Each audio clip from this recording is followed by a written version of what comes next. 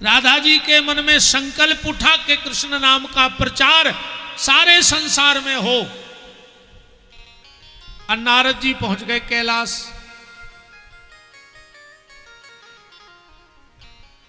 पशुपतिनाथ जी थे नहीं, कहीं गए थे घूमने। अब गौरा मैया बैठी थी। आओ गुरुजी, बहुत दिन में आए। अब नारद जी बोले देखो पार्वती ऐसा है, आजकल लोगों ने हमारा बदनाम कर दिया है कि गुरुजी आएंगे, नारद जी आएंगे तो झगड़ा होगा। इसलिए आजकल हम गृहस्थी के घर जाते ही नहीं, आजकल हम शहर के बाहर बाहर घूमते हैं।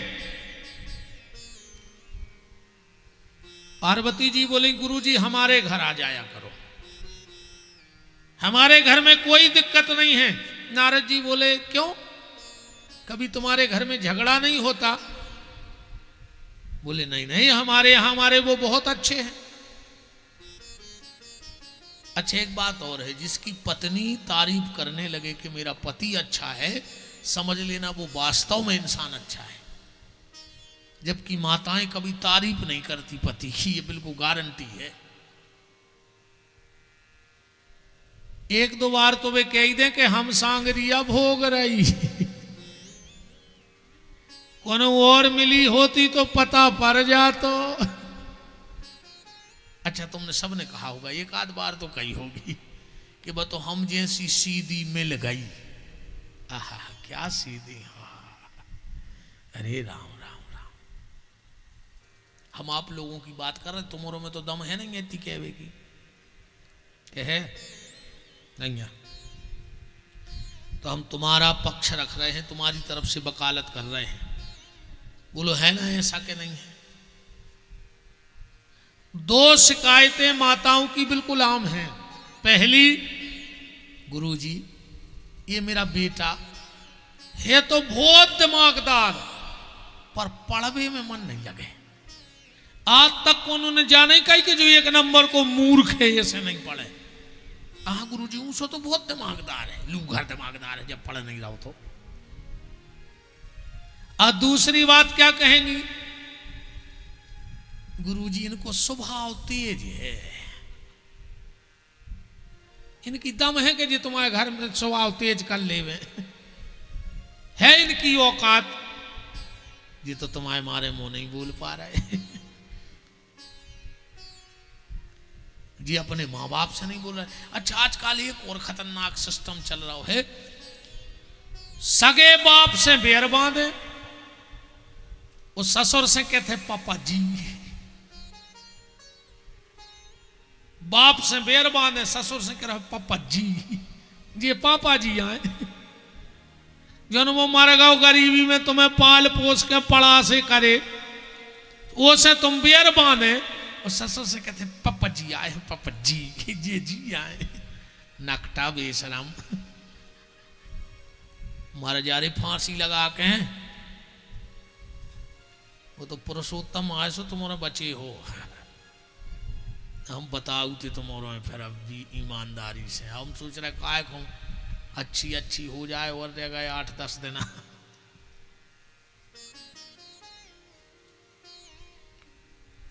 जिसकी पत्नी तारीफ कर दे समझ लेना वो इंसान वास्तव में बहुत अच्छा है। हालांकि तारीफ आजकल तो बहुत ही खतरनाक स्थिति बनी है पति पत्नी की। हालांकि हमारे हिसाब से पति पत्नी को होना चाहिए चांद और सूरज की तरह। हाँ कभी कभी पत्नी सूर्य बन जाए तो पति चंद्रमा बन जाए, और कभी कभी पत्नी सूर्य बन जाए तो पति चंद्रमा बन जाए। फिर देखो तुम गृहस्थी को आनंद।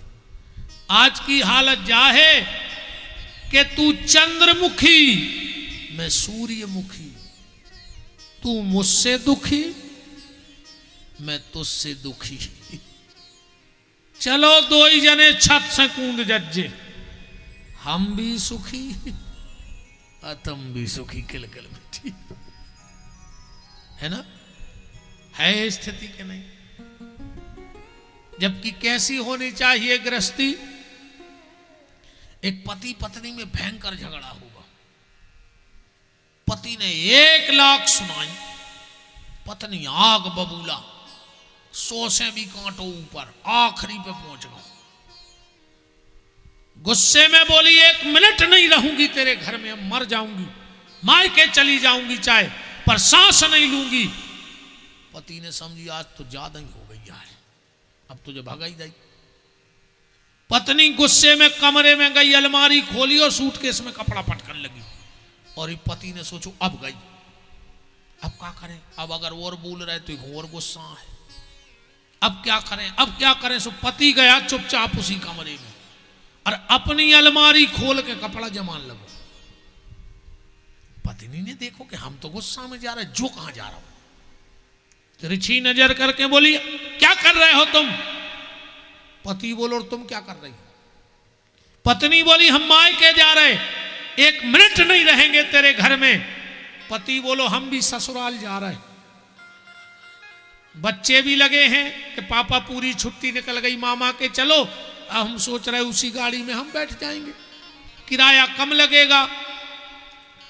पत्नी को हंसी आ गई और क्या बोली, बस तुम्हारी यही अदा तो मेरी जान ले लेती है। खेल खत्म होगा, इतनी सी तो बात ही है परिवार की। ऐसे जिंदगी जियो, बड़ा आनंद आएगा जीवन जीने का। नोक झोंक तो पति पत्नी में हो, पर उसमें प्यार की चिकनाहट खत्म ना हो उस नोक झोंक में। नारद जी बोले कि देवी कभी झगड़ा नहीं हुआ? अरे पार्वती जी बोली गुरु जी हमारे घर में वो नहीं लड़ते जो जन्म के दुश्मन है। कौन? गाय और बैल एक ही जगह तो रहते हमारे घर में। शिव जी का वाहन क्या है? बैल। अब माता का वाहन शेर, एक खूंटे पे बनते होंगे। सांप और चूहा एक दूसरे के जानी दुश्मन, पर शिव के गले में पड़ा सर्प। और गणेश जी का वाहन चूहा, एक ही जगह तो रहते होंगे। मोर का सबसे प्रिय भोजन सांप, स्वामी कार्तिकेय जी का वाहन मोर और शिव जी के गले में पड़ा सर्प, एक ही जगह तो रहते होंगे दोनों। कथा कहना चाहती है कि जिसके घर में भजन होता है उसके घर के जानवरों में भी प्रेम हो जाता है।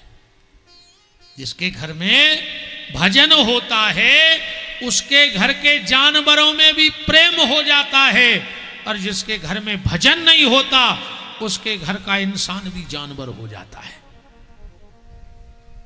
हां, अगर भजन नहीं है, मंदिर से नहीं जुड़े हो, पूजा पाठ से नहीं जुड़े हो, तो तुम्हारे घर के लोग भी जानवरों जैसा बर्ताव करेंगे। शिव जी बोले कबऊ तो भाई हुज्जे। पार्वती जी बोली नहीं, आज तक नहीं भाई। नारद जी बोले 2 मिनट को भी नहीं भाई। पार्वती बोली जो हम करें भाई नहीं है। नारद जी ने मन में सोची तो आज ही हुज्जे, और अगर आज ने भाई तो हम नारद ने कहा है। फिर नारद जी बोले देवी गर्मी पड़ रही है, हम बार बार काय को भगाता है। शिव जी तो तुम्हें सब बतात हुई है। पार्वती बोली इतनी छोटी छोटी बात, चलो तो फिर तुम ही बता दो एक बात। बोले क्या?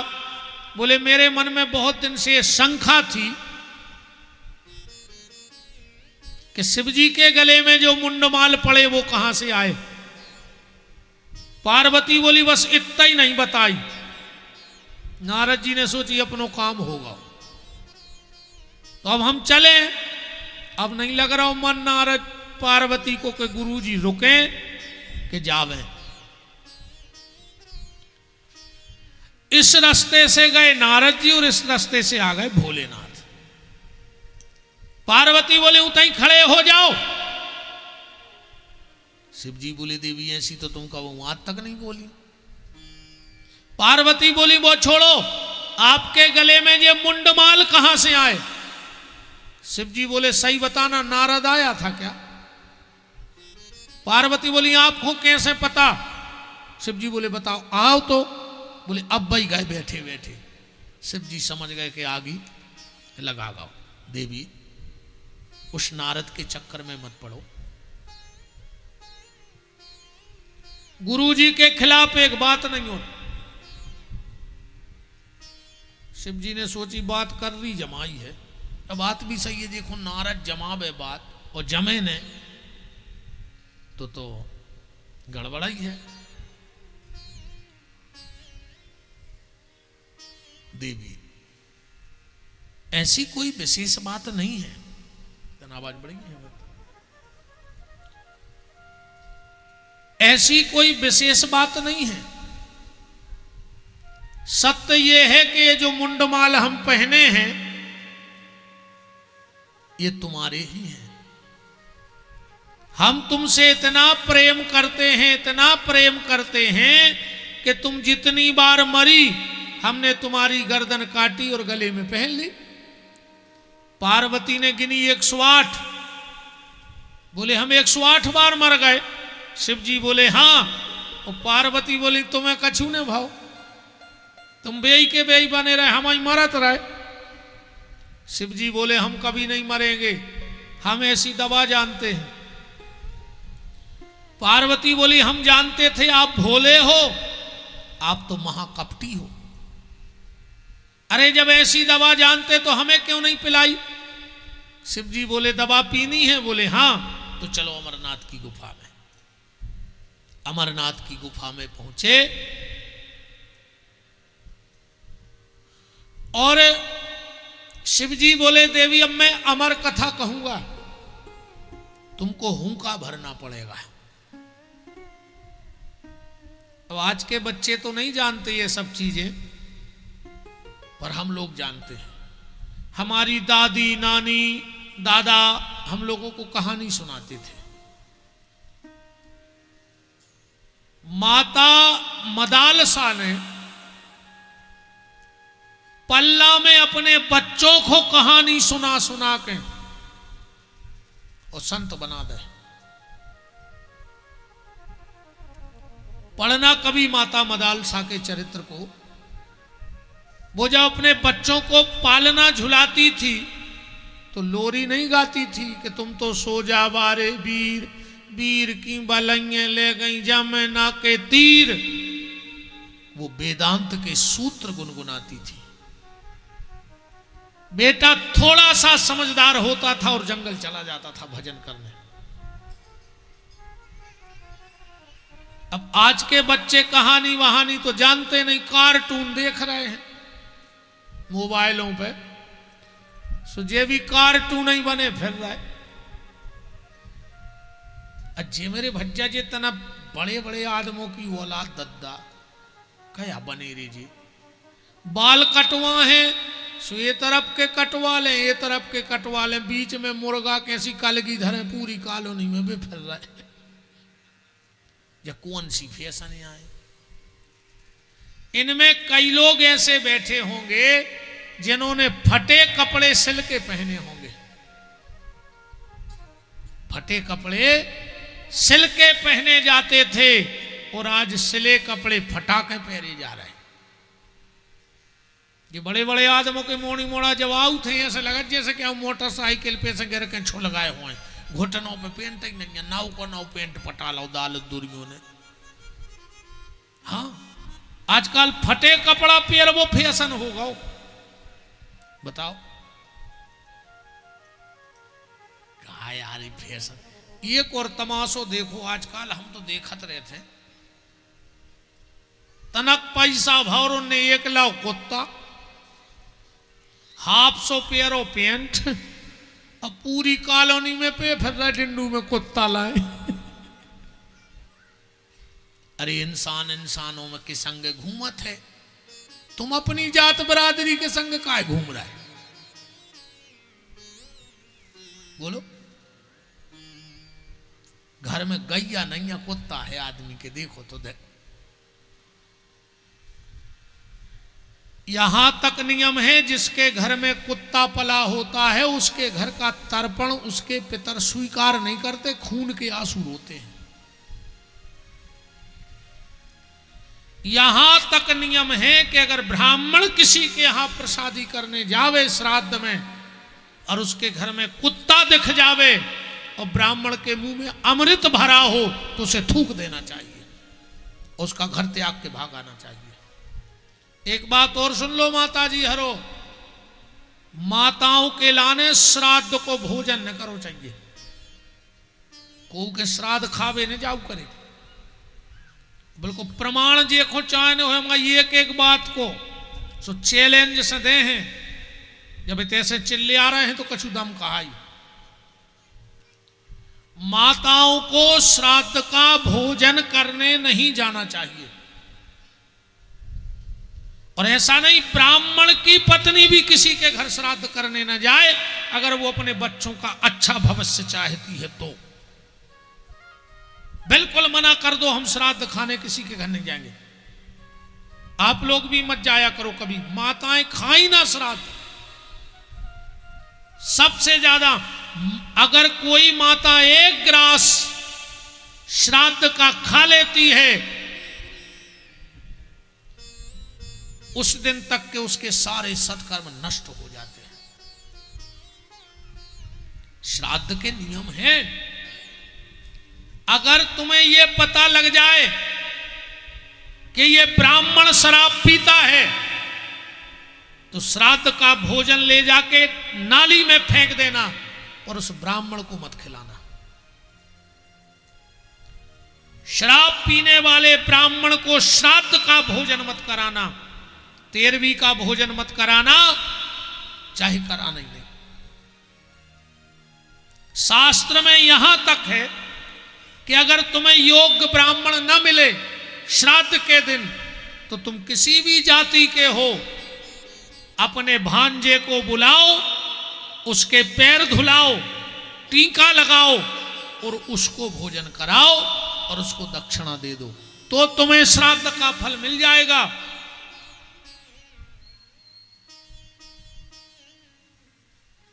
पर शराब पीने वाले ब्राह्मण को श्राद्ध का भोजन नहीं कराना चाहिए। जिस आत्मा के लिए कर रहे उसको फल तो मिले।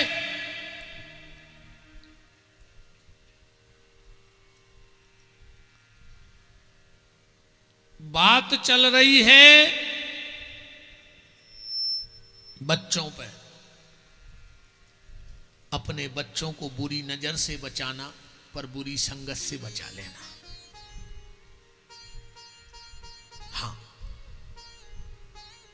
एक कहानी से समझना, जो भी माँ बाप चाहते हो कि हमारे बच्चे अच्छे निकलें तो इस कहानी को जिंदगी भर याद रखना।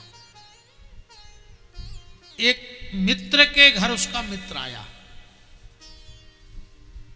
मेरे पास बहुत बड़ी बड़ी बातें नहीं हैं, न वेदांत की बातें हैं। जब हम ही को नहीं आए तो हम तुम्हें क्या बता दें, हम खुद ही नहीं आए तो ऊंची ऊंची बातें। जब हमारे चित्ते नहीं चढ़ी तो हम तुम्हें क्या बताएं। पर सिद्धांत की बातें ऐसी हैं कि तुम्हें तुरंत फायदा मिलेगा। एक मित्र के घर एक मित्र आया, दिन भर दोनों बैठे, बात हुई। शाम को जब वो मित्र जाने लगा, उसने कहा मित्र अब हम चलें। वो बोला यार अंधेरा हो गया है, कल चले जाना।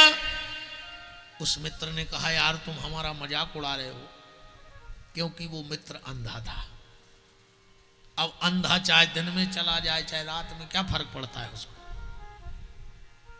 अरे बोले नहीं नहीं यार मित्र हम भूल गए थे, हम तुम्हारा मजाक नहीं उड़ा रहे। बोले फिर? बोले तो एक काम करो, तुम एक लालटेन ले जाओ। वो बोलो यार तुम और मजाक उड़ा रहे, अब हम अंधेरा आदमी, हम लालटेन का क्या करेंगे।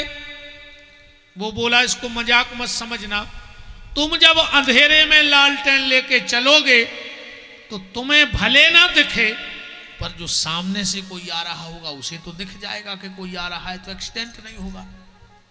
उसने कहा ठीक है। उसने अपने अंधे मित्र को हाथ में लालटेन जला के दे दिया और वो मित्र चला। रास्ते में गए और एक आदमी में घलो सो धम उतरे, दो ही गिर पड़े। वो गुस्से में बोला क्यों रे, क्या अंधा है? ये बोला भैया मैं तो सच में अंधा हूं, क्या तुम भी अंधे हो? बोले नहीं मैं अंधा नहीं हूं। तो बोले मेरे हाथ में जो लालटेन था वो नहीं दिखा। अच्छा वो लालटेन तूफान में बुझ गया था, अब उसको कहां से दिखेगा? बस कहानी इतनी सी है। वो मित्र कौन है? वो हमारी संतान है जो हमारे घर में आई है। वो अंधी है, वो अपना अच्छा बुरा नहीं जानती है। औलाद बच्चे अंधे, उनको क्या पता अच्छा क्या है बुरा क्या है। तो माँ बाप उनके हाथ में एक लालटेन जला के देते हैं संस्कारों की, कि मेरे ये संस्कार हैं, इनसे आगे बढ़ना। पर आज दुनिया में ऐसी आंधी चल रही है कि तुम्हारे संस्कार कब समाप्त हो जाएं, कब बुझ जाएं, इसका कोई भरोसा नहीं है। इसलिए बीच बीच में अपने बच्चों पे नजर रखना कि कहीं तुम्हारे दिए हुए संस्कार समाज और समय की आंधी में बुझ तो नहीं गए। तो बुरी नजर से बचाना अच्छी बात है, पर बुरी संगत से बचाना यह सबसे अच्छी बात है। यह ध्यान रखो कि तुम्हारी बेटी है या बेटा, उसके मित्र कौन है, सहेली कौन है, वो कैसे परिवार से हैं, क्योंकि कुसंग का रंग बहुत जल्दी चढ़ता है। ये विशेष ध्यान रखो कि तुम्हारा लड़का जाता कहां है, उसके दोस्त कैसे हैं, वो बैठता कहां है, या तुम्हारी बेटी की जो सहेलियां हैं वो कैसे परिवारों से हैं, उनका व्यवहार कैसा है। खाली संस्कार का लालटेन दे के फ्री मत हो जाना।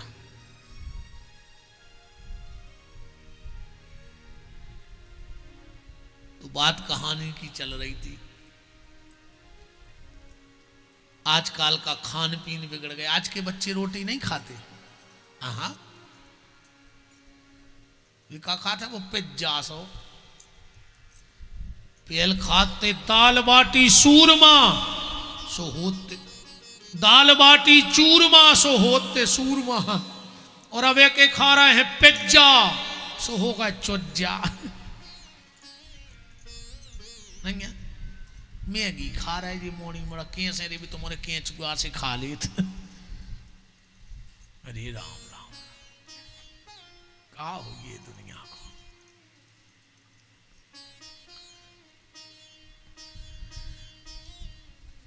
पहले हमारे दादा दादी हमें कहानी सुनाते थे, उसमें संस्कार होते थे, उसमें शिक्षाएं होती थी। और बच्चे होते हैं कच्ची मिट्टी जैसा बचपन, ज्यादा नहीं सामान्य तुम्हें। बच्चा को सामान्य तुम्हें 15-16 साल तक बस जा है उम्र बिगड़वी की।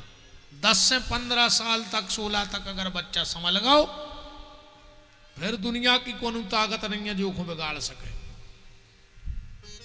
नींव पक्की हो जाए। सीताराम। तो ये कहानी, और ऐसा नहीं कि ये कहानी हमारे सागर की परंपराएं हैं कि अपन किस्सा कहानी बुंदेलखंडी है सो आए। शास्त्रों में कथा है कहानी की। एक बार बांके बिहारी को नींद नहीं आ रही थी, ध्यान से सुनना। बांके बिहारी को नींद नहीं आ रही थी तो पहुंच गए मैया यशोदा के पास और बोले री मैया हमें नींद नहीं आ रही। यशोदा जी बोली आओ लल्ला तुम्हें एक कहानी सुनाए। भगवान ने यशोदा की गोदी में सिर रखा। यशोदा अच्छी थपकी दे रही हैं और अपने कन्हैया को किस्सा सुना रही हैं। क्या किस्सा सुनाई? अरे कन्हैया। हाँ मैया।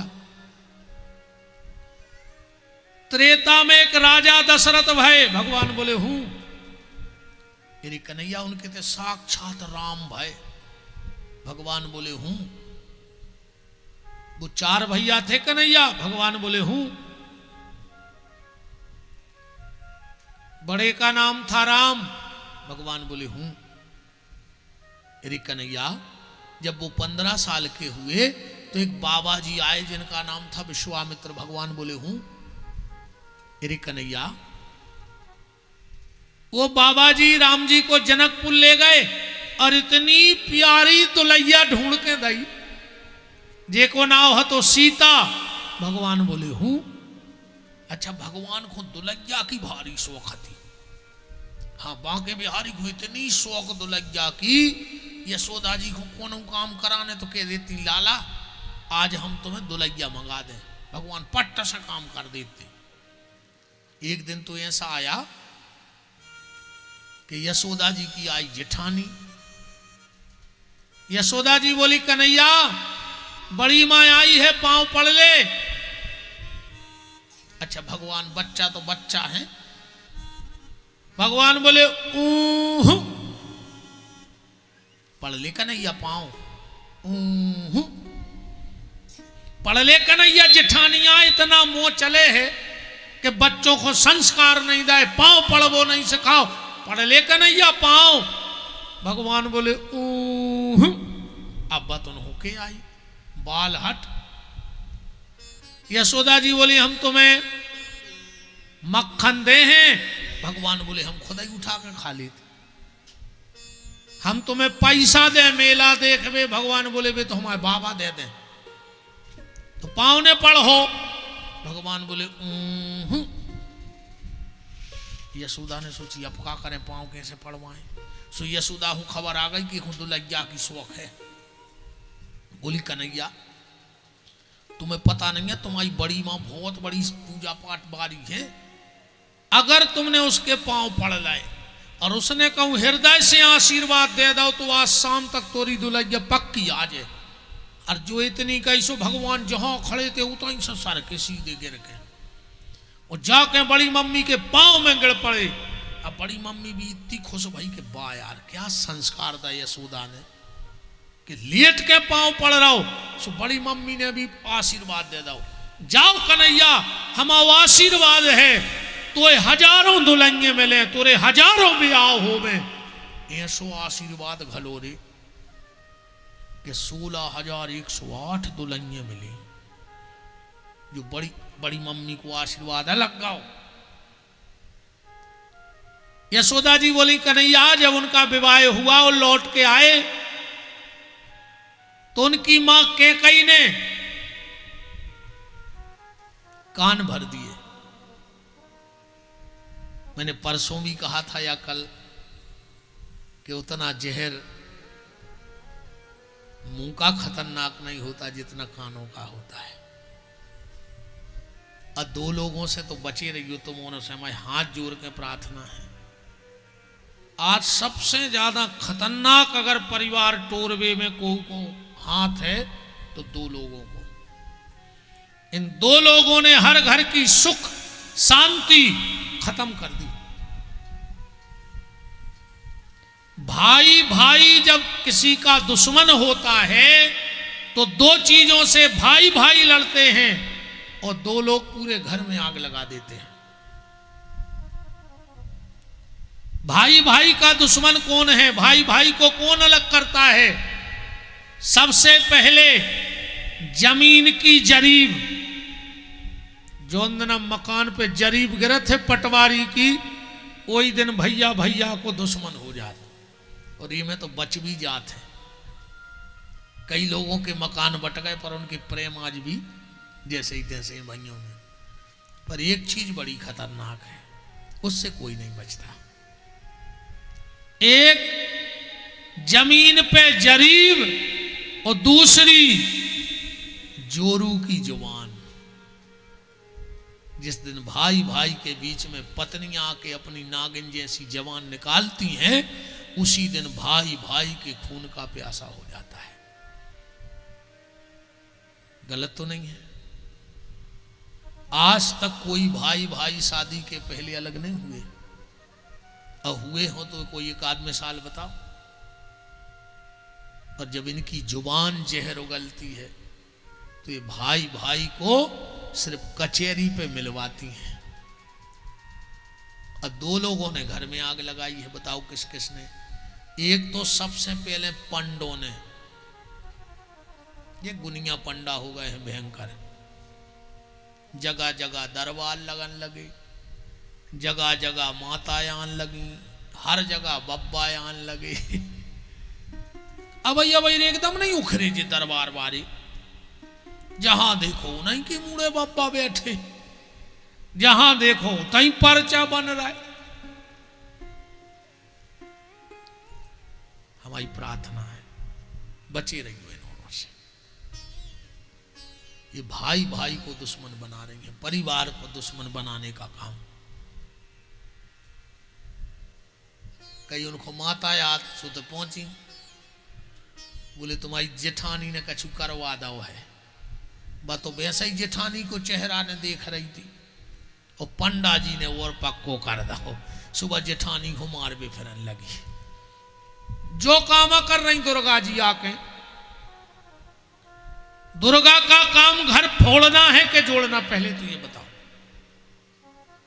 अरे अगर तुम्हें सिद्धि है तो तुम जा भी तो कह सकते कि यार एक बार तुम्हें बिल्कुल मौत जैसी तकलीफ होने थी, पर तुम्हारे भैया ने बचा ला, उन्होंने तुम वही दिन मर जाती, तो कम से कम वो जाके अपने भैया के गली से तो लिपट जातो।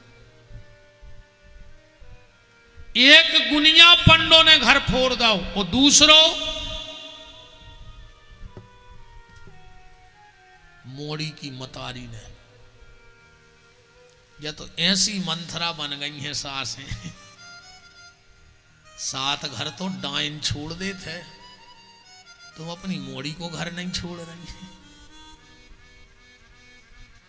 90% अगर आज पति पत्नी में कलह है, बहू सासरे में कलह मचाए, तो 99% के पीछे की मताई को हाथ है। 24 घंटा फोन पे चिपकी है, का खा लाओ, का बना लाओ। हम तो कहते एक आदना मोड़ी कह देवे कि जहर धरे हैं, तुम खाली मंथरा सु मार जा जी में हम सो खुश से रहने लगे।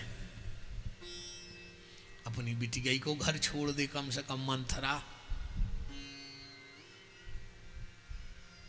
ऐसी डाइन बन के बैठी हैं जी सास हैं, बर्बाद करें दे रही अपनी मोड़ी को घर।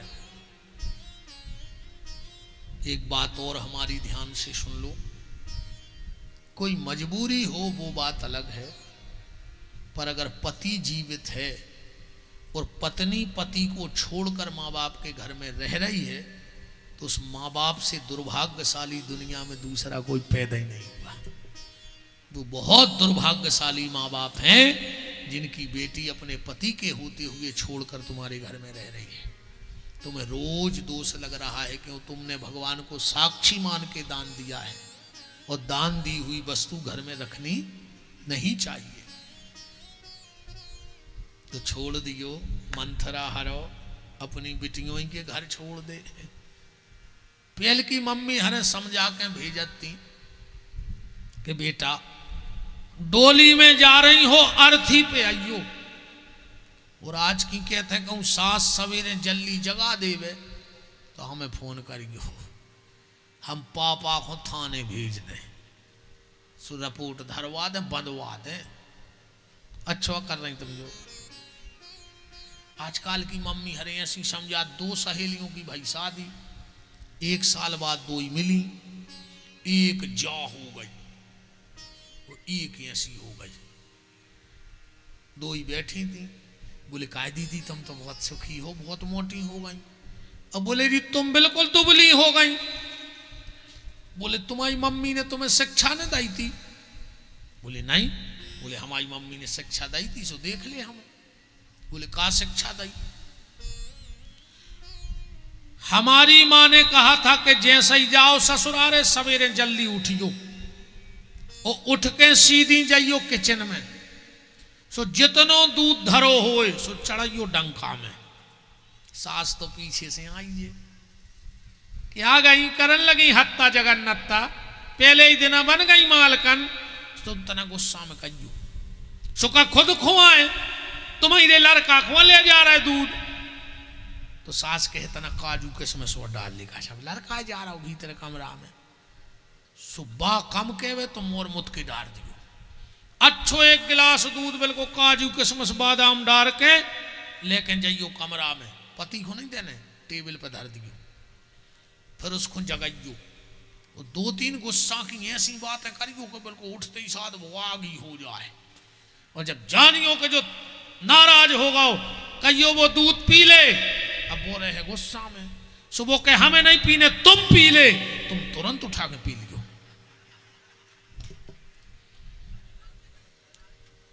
बताओ जा शिक्षा दे रहे हैं। अरे खावे पीवी के तो ठीक है, खूब खाओ, कोई दिक्कत नहीं है, पर घर न पूरो। मैया यशोदा बोली कि उनकी माता कैकेयी ने उनको वन में भेज दिया, भगवान अपनी प्राण वल्लभा जानकी के साथ वन चले गए। पंचवटी में पहुंचे, एक रावण नाम का राक्षस आया और उनकी प्राण वल्लभा जानकी का हरण करके ले गया। और जो इतनी कही, भगवान को कहानी सुनाई रही थी, भगवान बिल्कुल सांप जैसे पूंछ पे खड़े हो गए। लक्ष्मण उठा मेरा धनुष बाण, वो देख तेरी भाभी को ले जा रहा है। यशोदा जी बोली दारी के का पागल हो गओ, हम किसाया सुना रहे। भगवान बोले मैया मैं ही राम हूं। अच्छा भगवान सही भी कह रहे, वे ही तो राम यहाँ। बगल में सो रहे थे बलराम। यशोदा जी ने कही दा उठ के जो पागल होगा, कह रहा हम राम ही आए। सो बलराम जी को खबर आ गई, कहने लगे मैया मैं लक्ष्मण हूं। यशोदा जी ने कही हद हो गई, पूरे देवता मोरे घर में पैदा हो गए। जो कह रहा हो हम राम आए, जो कह रहा हो हम लक्ष्मण आए, अब ये को बापा है सो कहे हम दशरथ आए। हम समझ गए कन्हैया क्या आज गांव में कहीं राम लीला हुई होगी। तू है काला और ये दाऊ है गोरा, तो तुझे बनाया होगा राम, वो दाऊ को बनाया होगा लक्ष्मण। तुम वहां से तो मिट के आ गए, पर तुम्हारे भूत नहीं उतरे आवे। पर जो है वो है तो सत्य है, भली मैया नहीं मान रही। तो शंकर जी ने कथा कही, पार्वती जी ने हुंका भरा। 9वें स्कंद में पार्वती जी की नींद लग गई। 10वें स्कंद में भगवान का जन्म हुआ। शंकर जी ने जयकारा लगाया और पार्वती जी की नींद खुली तो पूछी उस राजा के बेटे का क्या नाम था। शिव जी बोले वो कथा तो दोपहर की थी और रात के 12 बजे मैंने जन्म किया। पार्वती जी बोली मेरी नींद लग गई थी। भगवान शंकर ने कहा हुंका कौन दे रहा था। वहां एक तोता बैठा था, हुंका भर रहा था। भगवान शिव ने उठाया त्रिशूल और फेंक दिया तोते के पीछे। आगे आगे तोता, पीछे पीछे त्रिशूल। सुबह सुबह का वक्त था। बद्री का आश्रम में श्री कृष्ण द्वैपायन वेदव्यास की पत्नी, जिनका नाम था देवी बिटिका, जमाई ले रही थी। तोता उनके गर्भ में प्रवेश कर गया। त्रिशूल लौट के आ गया। शिव जी से बोला वो तो बिटिका के गर्भ में चले गए। सुबह सुबह शिव जी पहुंचे। व्यास जी उठते ही जा रहे थे। जयराम जी की हुई। भोलेनाथ कैसे आना हुआ सुबह सुबह। शिव जी बोले हमारे घर में चोरी हो गई। तो व्यास जी हंसने लगे। शिव जी बोले यार हम अपनी चोरी सुना रहे और तुम हंस रहे। व्यास जी बोले पहले तो जा बताओ कि तुम्हारा घर कहां है। जी मैं चोरी भाई, और तुम्हारे घरे चोरी करके का को घुमारने हैं। बोलो शिव जी के घर में कोई चोरी कर सकता है को में दम। अब जैसे तक कोनो बहन जी को कान को झुमका गिर जाए तो बगल बारी तुरंत दबा ले कि जजमानों जब फल दे हैं पशुपतिनाथ जब दे हैं हमो मनो अपनी मनो गठ गई। अको शंकर जी के कान को एक झुमका डंक उठाए निग दे तो क्या जने उठे हो। दबे है को हाथ में। किसी की चेन गिर जाए तो कोई भी उठा ले, और शिव जी की चेन अगर एक मंच के नीचे हूं निकर जाए तो जो घरे बिल्कुल नहीं देंगे वे भी दे लेंगे बमक जाए अब भाई। इतनी खतरनाक चेन है वाह कि जो घरे बिल्कुल नहीं निकर रही मम्मी हरे बउओं के लाने के घुटनों में दर्द है बेटा, वे भी दे लेंगे बमक जाए, बाउंड्री बमक के घरे भाग जाए, एक चेन दिखा जाए थे। इतनी खतरनाक चेन है शंकर जी की कि जे के घरे आ जाए वो घर बेचैन, और एक दो दिन कहूँ कॉलोनी में रह जाए तो पूरी कॉलोनी बेचैन। फिर ढूंढत फिरत पकड़वा विवार हूं कि शंकर जी की चेन ले जा। शिव जी बोले व्यास जी हमारी अमर कथा चोरी हो गई। उस अमर कथा का प्रभाव क्या है? बोले जो सुन लेता है वो अमर हो जाता है। व्यास जी बोले जय हो भोलेनाथ। एक तो कह रहे कि जो अमर कथा सुन ले वो अमर हो जाए, और उस तोते ने तो सुन ली तो अब वो मरेगा कैसे? शिव जी बोले जा बात तो हम भूल ही गए थे कि वो मरेगा नहीं। व्यास जी बोले वाह भोलेनाथ वाह, ऐसे आंजे पशुपतिनाथ। एक बार ब्रह्मा जी ने पूछी इनसे पशुपतिनाथ से कि का दादा तुम तो बैठे हो, जे को बात है जो मांगा तुम दे जाते। शंकर जी बोले सो तुम्हें क्या दिक्कत है भाई, हमारे घर की लगत लग रही, हम तुम्हारे पैसे मंगा के तो दे नहीं रहे उधार। अरे ब्रह्मा जी बोले कि तुम्हें दिक्कत होते, भस्मासुर आया वरदान मांगने कि हम जिसके सिर पे हाथ रखें वो भस्म हो जाए, तुमने कह दिया तथास्तु, वो तुम्हारे ही पीछे पड़ गया। तो लेवे देवे के पहले सोच लेंगे। शंकर जी बोले सही बताएं ब्रह्मा, अगर हम लेवे देवे में सोचन लगे तो हमसे को भोले के है ही गाय को, यही से तो आदमी हमसे भोले के इतने, हम आगे की सोचे न पीछे की। तुम्हारा भर काम बन जाए, हमारा जो होगा सो हम देख लेंगे।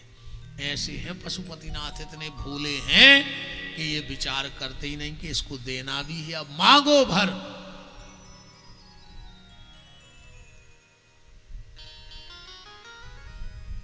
क्या कहें भोलेनाथ तो कि बाबा कृपा कर दो। पशुपतिनाथ बाबा कृपा कर दो, झोली मेरी भर दो, तेरी दया का हम सदा गुणगान करेंगे, तेरा ध्यान धरेंगे बाबा। झोली मेरी भर दो, तेरी कृपा का हम सदा गुणगान करेंगे, तेरा ध्यान धरेंगे। बाबा कृपा कर दो,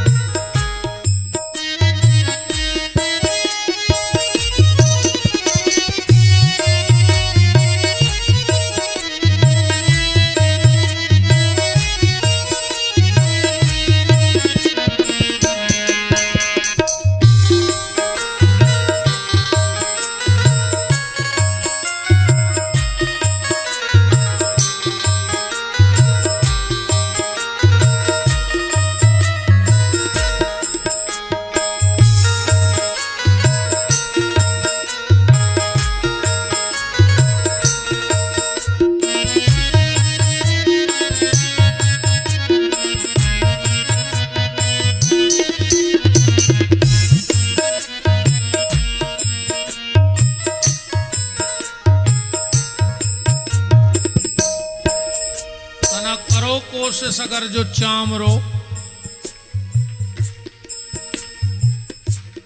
आखिरी में तो लूघरा घल नहीं है।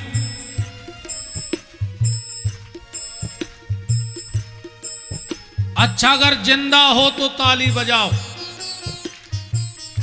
आजकल साइलेंट अटैक ज्यादा चल गए हैं। अगर मर गए हो और हमारी नजर में तो मरे ही जानियो को भगवान को भजन नहीं कर रहे तो। गोस्वामी तुलसीदास जी ने लिखा है कि जिन हरि भगत हृदय नहीं आनी तो जीवत सौ समानते ही प्राणी। अगर वो के मुंह में से भगवान को नाम नहीं निकल रहा और ये हाथ ताली में नहीं बज रहा है तो तुलसीदास जी कहते उसको मुर्दा घोषित कर दो। तो देख लो अगल बगल में ये की ताली ना बज रही हो, हमें इशारा कर देना कि गुरुजी ये गया, तो यहीं के ही हम चील घर भिजवा देंगे।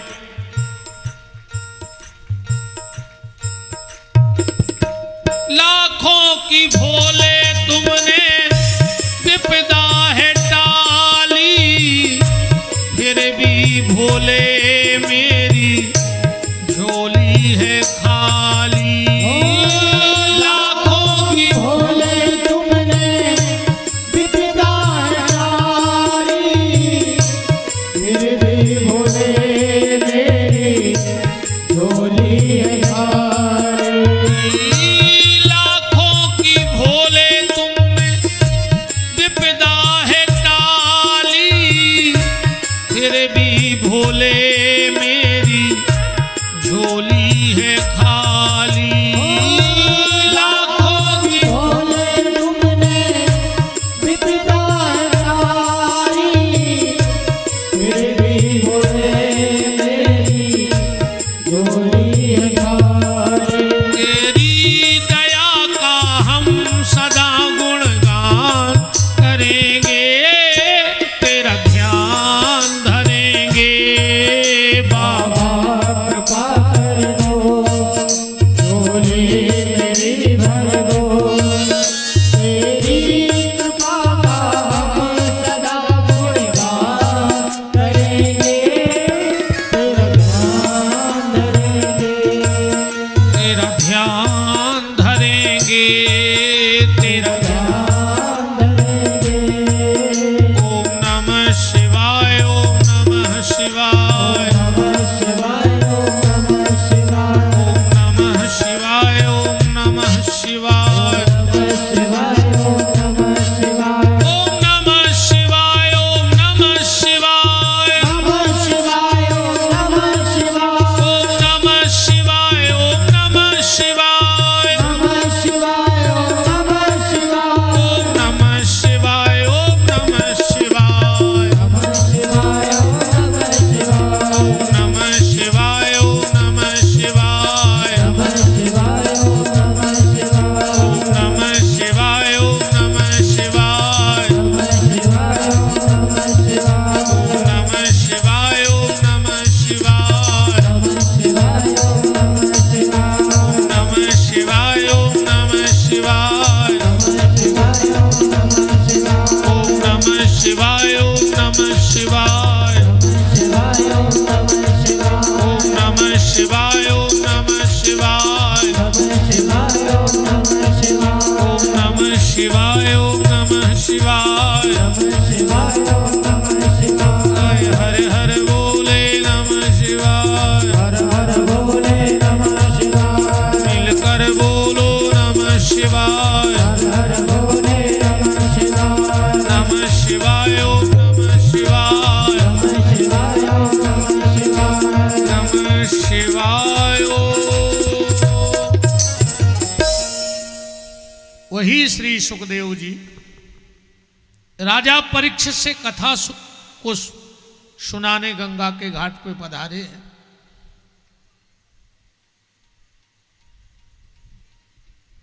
सुखदेव जी के मुंह से पहला शब्द निकला भागवत जी में,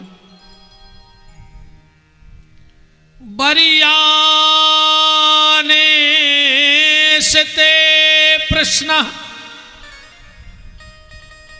कृते लोको हितम नृपा। आत्मा विततम पुंसः श्रोतायादिषु या परा। परीक्षित, तूने बड़ा अच्छा प्रश्न किया है कि मरने वाले को क्या करना चाहिए। ये सारा संसार मरणासन है, तो परीक्षित मरने वाला 3 काम करे। श्रोतव्यः तस्माद् भारत सर्वात्मा भगवानीश्वरो हरि। श्रोतव्यः कीर्तव्याश्च स्मर्तव्यः। परीक्षित, मरने वाला 3 काम करे। भगवान की कथा सुने। परीक्षित जी बोले सुनाने वाला ना मिले तो? बोले फिर कीर्तन करें। कीर्तन कराने वाले ना मिले तो? बोले फिर स्मरण करो।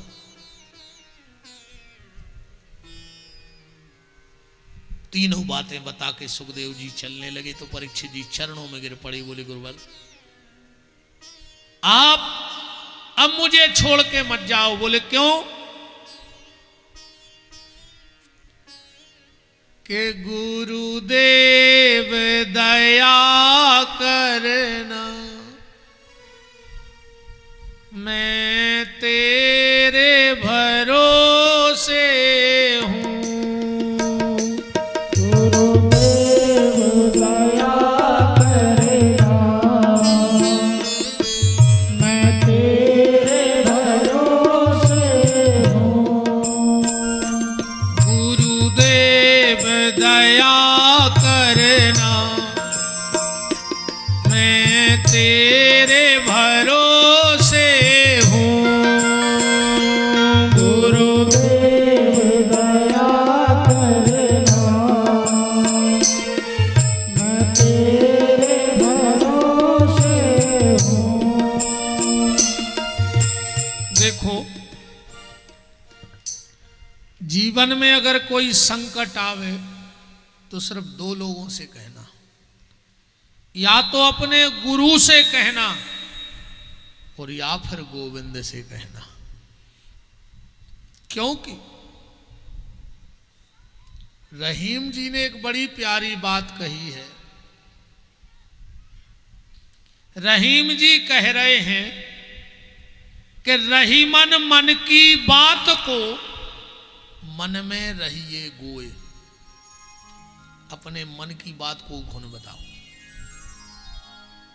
रहीमन मन की बात को मन में रहिए गोए। और सुन इठले हैं लोग सब बांट न लई है कोई। तुम अगर अपनों दुख को सुने हो तो वो बांटे ने मजाक उड़ा दे तुम्हारा। अबे कम से कम तुम्हारा दुख तुम तक सीमित है, पर वो दुख प्रचार हो जाए उसका। पर कुछ लोगों की आदत है कि उनके पेट में पचता ही नहीं है, तो उनके लाने फिर एक उपाय चैतन्य महाप्रभु जी ने बताओ है। महाप्रभु जी कह रहे पहले तो को से कहो ने, और जब ने पचे तो फिर एक काम करो। क्या? के मन की मन में रहनी चाहिए पहली साल। और जब ने रेवे के मन की मन में रहनी चाहिए, वो कहनी हो तो मनमोहन से कहनी चाहिए। इन आंखों में सदा प्रेम की धारा बहनी चाहिए, तो कहनी हो तो मनमोहन से कहनी चाहिए।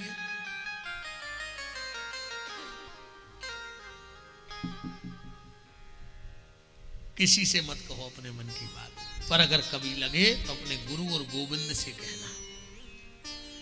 और गुरु कौन? आजकल तो गुरु जी हर कई नाटक चलन लगे। हमारा एक सबसे हाथ जोड़ के निवेदन है, दो चीजें एक ही राखियो, दो चीजें एक राखियो, ये डबल न हो मैं कमाऊं। पेलो बाप, बाप एक ही व्यत है कि दो होत, बताओ तुमने बताओ, बाप के होत एक, दो तो होत नहीं है। ऐसे ही गुरु भी एक ही राखियो, बाप और गुरु को बदलो नहीं जाए। आजकल ऐसो तमाशो मचो है, कौन पड़ोसो आओ तमस्या सागर में, बेला नारियल बैठे कई दीक्षा ले रहे थे। दीक्षा ने भैया के बाजार के आम हो गए, कबू लंगड़ा कबू दशहरी चाय जो ले आओ। बोलो तुम बाप बदल सकत, ऐसे ही कबू गुरु भी ने बदलो जज्जे।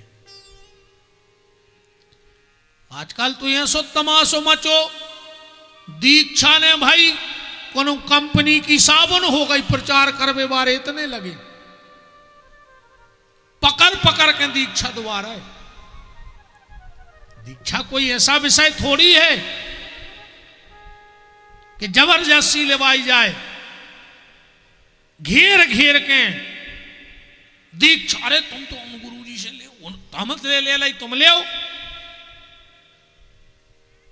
जिन जिन ने मंत्र ले लिया हो, को आ जाए मंत्र ने बदल गयो। अन्य कबू जा कहेंगे कि हमारे गुरु जी हल्के, उनके बड़े के उनके बड़े हमारे हल्के। गुरु कबू हल्को बड़ो नहीं हो, गुरु तो गुरु है। बताओ तुलसी को पत्ता हल्को बड़ो होते, बताओ तुम्हारे, चाहे इतनो सो पत्ता रख दे तो भगवान भोग ले हैं, और इतनो बड़ो रख दे तो भोग ले। और गुरु कछु हाड़ मास की चीज थोड़ी आए भाई।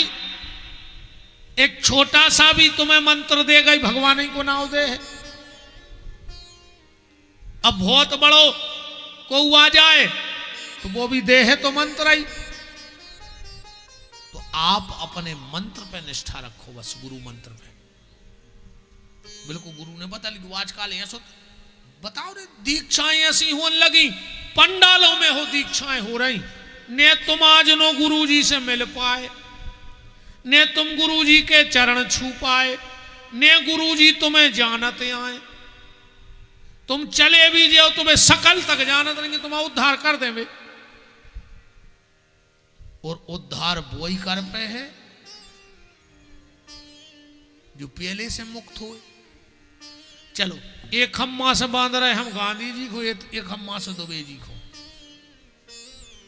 अब तुम गांधी जी को छोड़ोगे, तुम्हें छोड़े है दम तुम्हारों में, जब तुम खुद ही बंधे।